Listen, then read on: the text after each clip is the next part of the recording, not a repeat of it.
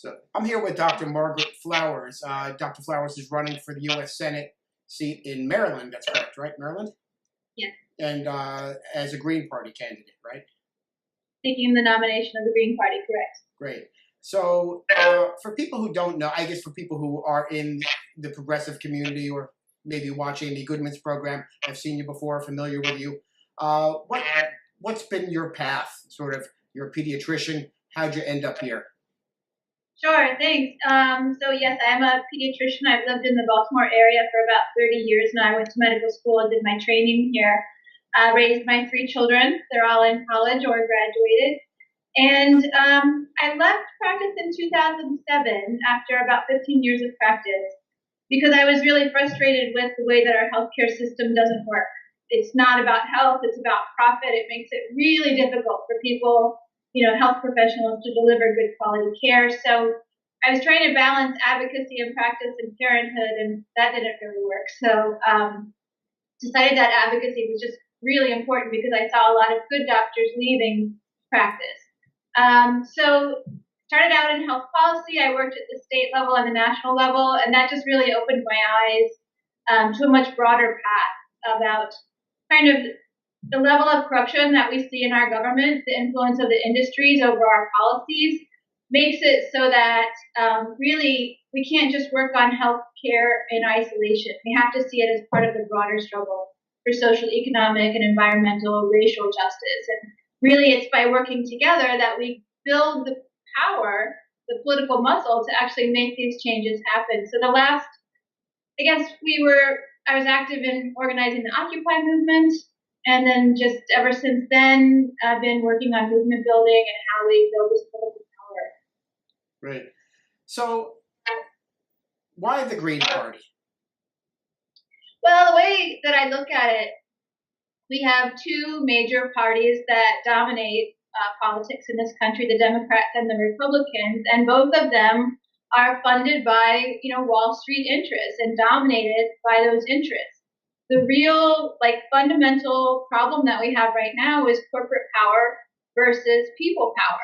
And so you can't build people power within a party that's really a corporate party. So if we look throughout time, social transformation has really occurred by, in addition to popular movements, a political party that pushes from the outside that reflects the values of the movement. And that's what the Green Party does. If you look at the 4 key pillars of democracy, nonviolence, sustainability, social justice, those are all very consistent with the popular movement that's growing right now. And so it seems to me that the Green Party is the best suited to build that push from the outside. And it would be great if we win, and I'm confident that we will win some elections this November. But even without winning major elections, alternative parties have been able to shape the political discourse and the political direction of the country. So, to the average voter or citizen and the average person I speak to, you say Green Party, and they kind of look a little bit confused, and they just wonder, why not? Isn't that what the Democratic Party represents? Is the question that you get. And most people are under this illusion or delusion that the Democratic Party represents those same 4 pillars that you spoke about. That's correct. And I mean, people have tried for decades to change the Democratic Party from within, and they have not been successful. You can look at Labor. Labor has not been able to change the Democratic Party. No matter how much they support them, their agenda has not been, honored by members of the Democratic Party. So I think we often use the analogy of, during the time of slavery, and there were 2 pro-slavery parties.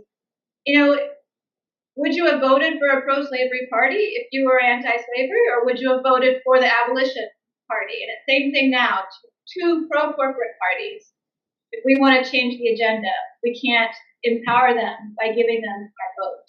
Right. So we see now in the election, within the Republican and Democratic primaries going on. I spoke maybe in the summer with Jill Stein about this, who will be running for president again with Green Party candidate, about what seemed to me already back in the summer, a cult of personality reaction to Donald Trump and to Bernie Sanders, such that it was a lot of demagoguery about, the man is bad and the man, and with all virtue, trade deals and all this that the man has brought us, and all the destructive effects of these things, lost jobs and such. But then also in Trump's case, to come on with these bombastic solutions, people don't seem to care. In Bernie Sanders' case, with coming on with solutions that within a party that is not interested in the things that he wants, within a structure that he's not really welcome in, except for his followers or the people who are supporting his campaign, and his, I guess, whatever his email, the things that he brings to the table. So within that, you have people who are angry at particular issues of lost jobs. So there's something, you have this almost speaking to the same voter, except in the Trump situation, you have a blue collar version, and the Sanders, you have a white collar version of it. And it seems to me now what's percolating up is almost a breakdown of both parties. Trump is almost successfully, single-handedly broken up the Republican Party to the point that they're probably going to run their own candidate, or likely run their own candidate. The establishment will run a candidate separately. And come the point when, despite what happened in Michigan last night, when Sanders does have to surrender to Hillary, the nominating process, we know the process, the superdelegates, she's halfway there. It's a shoo-in. She's going to win. We can call it a coronation or whatever we want to call it. He chose to run within a party that he really had no chance of winning in. And, there's all reasons that he did that are worthwhile. That all said, we might see a coming apart of the Democratic Party when his supporters, all of a sudden, who seem to be as angry as Trump supporters, don't want to go along with the plan. Yeah, I think it's a really interesting political time when you see that the public is really kind of embracing these non-establishment politicians on both the Republican and the Democratic side. And I think that, in terms of what's happening nationally and globally, kind of, bubbling up before the Occupy movement, and then in 2011, the Occupy movement around the world really brought to the surface people's frustration with wealth inequality, with corruption of government by money, by the kind of, the wars that are going on and how they squander, our resources and our dollars that we need to be using at home for, all the countries around the world that are struggling with austerity.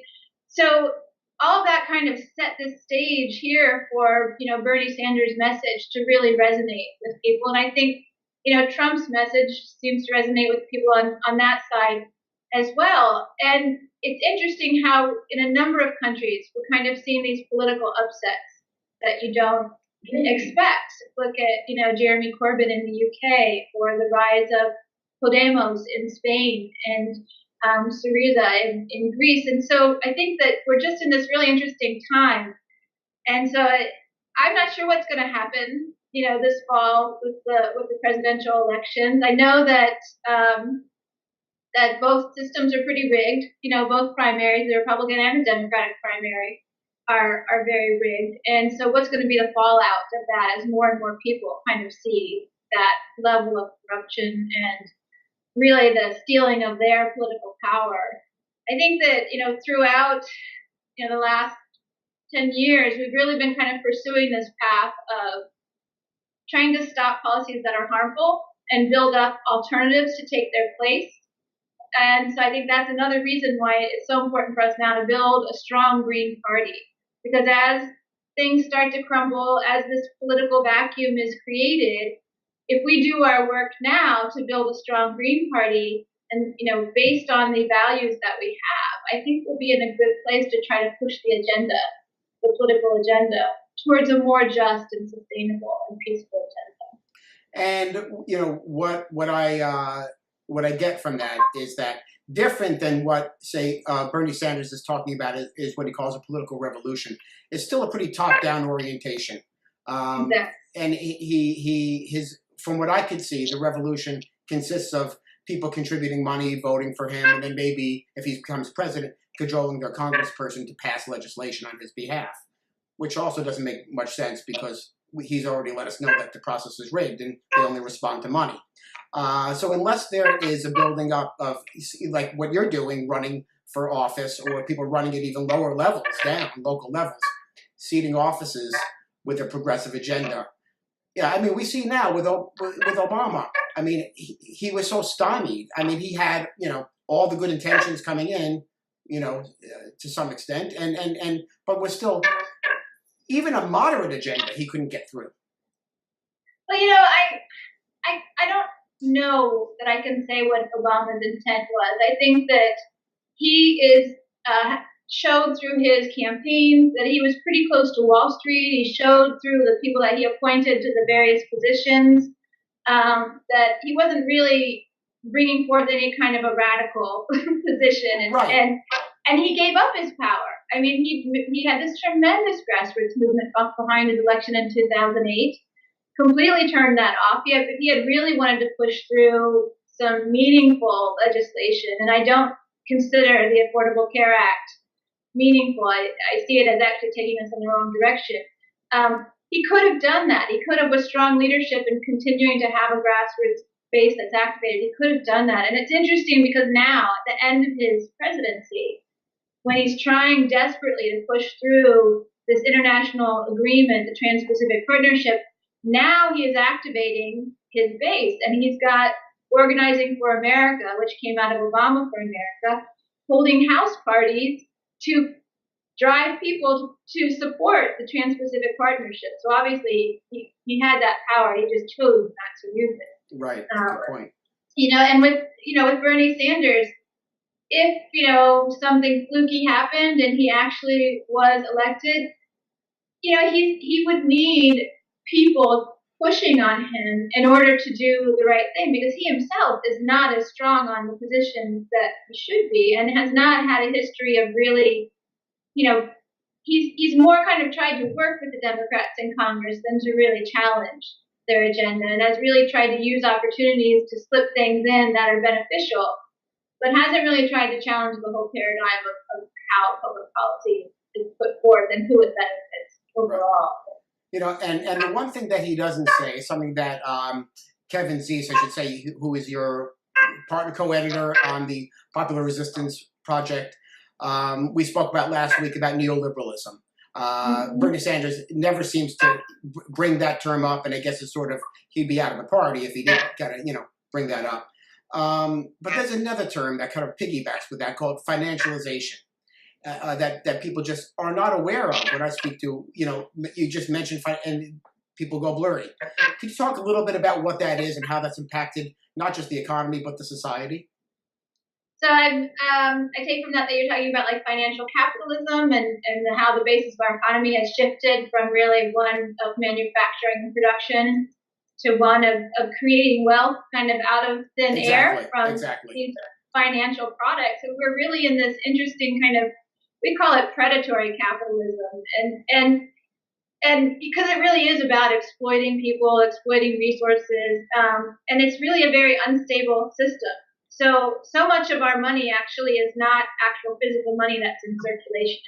It's digital money, and people create tools that they don't even understand how they work to bet against or for the financial system and continue to make more money. And I say it's put us in a really precarious position because the economists that we've talked to are concerned about this kind of level of this stock market that's very propped up by nothing really. That's huge. It's backed by a bond bubble that is contains a lot of toxic financial products in itself.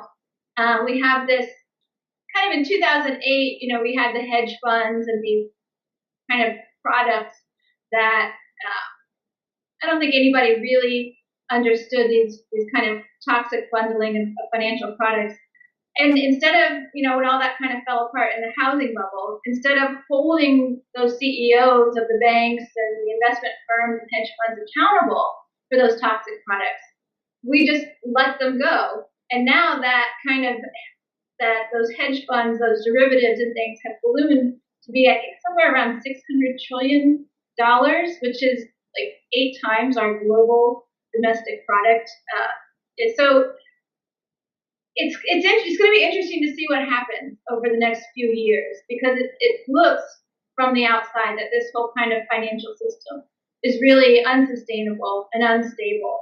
And we've already seen this year parts of it crashing, and so I guess what I'm saying is that we're going to need something tangible and something real if that all starts to come down. And that's what's the cool things that are happening in communities at the local level, where communities are really creating a new economy and food security and decentralized energy. And it's an opportunity for us to kind of grow that and depending on what happens in the next coming years. Mm-hmm.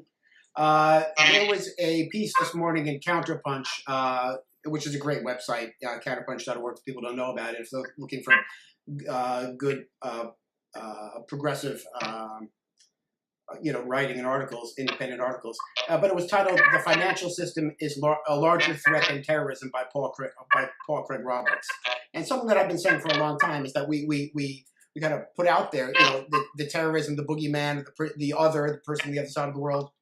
More damage has been done to everyday Americans, and not just Americans, I mean worldwide, by these sort of villains on Wall Street, and that these people are the real terrorists and imposing upon us everything from, you could look at, say a single mom who just needs to take out $20 out of an ATM, at a network ATM, is going to pay a $3.50 fee, the same thing somebody taking out $500 would pay. Why is it not a percentage of the transaction? But things like that, where it's like, it's all this constant nickel and diming. Somebody overdraws their checking account, or somebody is late on making a payment or to a credit card, right away, then this predatory stuff that he's talking about kind of comes into play. And there's nobody really protecting there's no safety net here around that kind of thing. That is just, the wolves are out there, and people just cannot get out and escape out of that prison, that economic prison, that we get put in. And I think it was Robert Wolf, the economist, talked about, I guess somebody asked him if there was one thing that you could do, if you were like president for a day and you could do one thing, what would it be? And he said, create a public banking system. Mm-hmm. Yeah, I think you're talking about Richard Wolff. Yeah. Richard Wolff. So, yeah. No, I couldn't agree more. It's this global financial system, and it's happening everywhere, and it's finding really anything that it can find to exploit for profit without regard for what the impact is on people. And this is something that the United States did for a long time to other countries, particularly Latin America. And now these same policies have been turned on us at home, and so we're starting to get a taste of what this is. And it's interesting because people in the United States don't really have this awareness, I think, that we should have, that basically understanding that our country is enforcing economic sanctions against its own population. So if you look at the fact that we could afford a universal, comprehensive, high-quality healthcare system. Every person in this country could have high-quality healthcare. There's public support for it. The only reason we don't have it is because of political will, that Congress won't pass it. And so the fact that we can't afford the healthcare that we need, that families go bankrupt, they suffer, people die unnecessarily, that to me is an economic sanction that we're suffering. Or the safety net, the absent safety net that you talk about with the high unemployment rates that we have, and yet people can't, we don't have sufficient employment benefits for people who lose their jobs. The kind of platform that I'm running on is really about bringing these alternative solutions, like the one that you raised, to the people, solutions that are being put in place in other places and they work, and that we could use them here, and it would be tremendous if we did. So public banking is one, and doing that at the city level, at the state level, so that we're not paying exorbitant fees to the Wall Street banks, but instead our public dollars are kept locally, and they have a public mission, so they can be used to pay for infrastructure. Like here in Baltimore where we live, our sewer pipes, our water pipes are in terrible shape. We're seeing contamination of our water. We're seeing leaks of sewage into our watershed. We could be employing people in the city fixing that. We could also do what like New York City is doing, where they're actually investing public funds in building up worker-owned cooperatives. And these are typically for services that are normally low-wage jobs or jobs that kind of minority populations would take. And now they're the worker owners. They're able to pay themselves a living wage and have control over their work life, which is tremendous. Or another one that I think is another really critical piece, because we have such high poverty in the United States. I mean, looking at compared to other industrialized nations, we have very high child poverty rates. We could create a basic income, a basic guaranteed income for every person by, instead of investing our public dollars in technology that's just, or infrastructure that's given over to the private sector, and then they take all that public investment that we gave to do the research or what have you, and they profit off of it. We could see that as an investment with a public return that would become a guaranteed public, basic income, and completely wipe out poverty in this country. So I completely support, what you're saying about Rick Wolf and others, because these are solutions that are in place. They're not experimental. They work. Right. And there's, all kinds of initiatives like municipal broadband for one, which gets, Right. the lobbyists for telecom. I mean, that's, of course, that would just put them out of business. But I mean, what a great resource for local economies to be running their own broadband. Right. I mean, Chattanooga, Tennessee has the fastest, least expensive, most universal broadband because it is a municipal program. Yeah. It's funny, right here in South Florida, we have Comcast, so we're prisoner to Comcast. And what happens is you get the basic, we don't have television, but we have the basic internet package. And then, of course, that's unusable. So then you have to call up and say, and then, of course, for another $15, we can give you this kind of super, which just means it's basically usable, And that happens everywhere. When we lived in New York, it was the same thing. It was like, oh, yeah, you get a sort of basic package, which is not really usable. But if you want something usable, yeah, then it's another $15, $20 a month, And those things are still maybe 5 times slower than what Chattanooga's getting on their. Everybody's getting built in. Right. So it's pretty crazy. One of the things that's frustrating to me, and I'm guessing it is also for you, is that why does this message not get out there more broadly? So we see it gets stifled by the television media. So on the left, we have the MSNBC, who seems to still be the liberal kind of voice box, or maybe PBS, what have you. And we have the celebrity voices who are kind of setting the agenda, right? It's interesting. One of our neighbors here the other day was complaining because they moved his dish TV antenna, and he was victimized because he had no television for a week. And I was thinking, wow, I mean, it's like, I think you're victimized when you have the television, because you're victimized because you don't get to really hear what's going on. You don't get to hear messages like yourself. It's just, unless people are watching Amy Goodman on some sort of, link channel or something. But by and large, there's obvious reasons why the corporate media keeps messages like this from getting to the public. And, where do you stand on that? I mean, how do we kind of fight that? I try to do what I can on my small level. But I mean, at some point, we hit up against this big wall that's just impenetrable, it seems.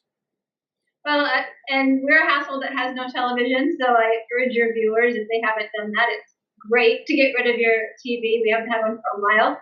I think, the kind of commercial media, which we know is a very consolidated, there's 6 media outlets that pretty much own all of the commercial media. And so when we say that MSNBC is liberal and Fox is conservative, they're still within a very narrow spectrum of the conversation that we could be having at the public level. What we've seen in our work and the strategy that we've pursued is really building up the alternative media, like what you're doing right now with this interview. And we found that when we do it in a very coordinated way, we actually have the power to overcome the commercial media message. We did this with our work in the Trans-Pacific Partnership. When we first started working on this 5 years ago, there has been pretty much a media blackout. It's gotten a little bit better over the last year. But prior to that, there was really no media coverage, and people didn't know about it. So we just started creating our own media, writing for independent online outlets, doing radio interviews, doing independent television interviews, and then also people using their social media, tweeting, their Facebook, and also just getting out in public into highly trafficked areas and holding up signs with websites on them so that people could get curious and check those out when they got home. And we were able, despite the corporate media blackout, to raise enough awareness and develop enough pushback that we held off Congress from passing fast track, which they needed for the trade agreement for years. They finally pushed it through last year. And we've really created this political climate now in the country where they don't have any votes in Congress right now for the Trans-Pacific Partnership. So I think that just shows us some of the potential of the power that we have through the independent and citizen-based media, and we can actually grow that and make that even stronger. Actually, it was interesting. The President's State of the Union in January, this past January, he was going to devote a large part of it to talking about the Trans-Pacific Partnership. And so we created what we called media mobilizers, people around the country that worked together and basically started sending messages about the truth about the Trans-Pacific Partnership to counter what we anticipated the president would say. And we did that for weeks leading up to the State of the Union. And when it actually came time for the State of the Union, he only spent 28 seconds on it. And the next day there was an article in Forbes that said, oh, those activists were thwarted. They were all ready to, bombard the president when he started talking about the Trans-Pacific Partnership, but he didn't give them the satisfaction. Well, we won, basically. They thought the Forbes tried to spin it as we were thwarted, but no, we were actually victorious. We prevented the president from being able to put out that level of information. So that's the power of what we have as people. Yeah, that's great. So if you could inspire people to do one thing differently to make a change, what would that one thing be? I don't feel like my answer. I think that everybody can do something, but it doesn't have to all be the same thing, right? But it's up to people to work within kind of this broader social movement where we're trying to expose and stop harmful policies, or to educate about solutions and put those solutions into place. If people can plug in anywhere. So if you're somebody who's not able to leave your house, but you've got internet, you can be out there as an educator, pushing out, messages, retweeting and looking on Facebook and spreading out articles in progressive outlets like Counterpunch or ours, Popular Resistance. If you're someone in your community who sees that there's some new fossil fuel infrastructure going into place or something harmful, you can organize in your community to stop it, or you can raise awareness about it. Or if you're somebody who really likes to work on positive, constructive things, work on community gardens or developing water policies so that you're not polluting your local waterway, or if people are starting to catch rainwater for the gardens or what have you. I just think that everybody, if we see that we're all part of a broader social movement and that in our work we're trying to move things forward, I think that everybody could plug in somehow. But I can't tell them what that one thing is that they have to do. Right. Great. Well, thanks so much.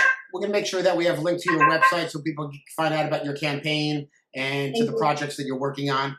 And best of luck with your campaign. And hopefully we can talk again at some point later on in the campaign. Okay, great. Thank you so much. And remind your listeners, I don't take any corporate donations. So if you can chip in a few bucks, that would be great. It's flowersforsenate.org. Thanks so much. Take care. Bye-bye. Bye.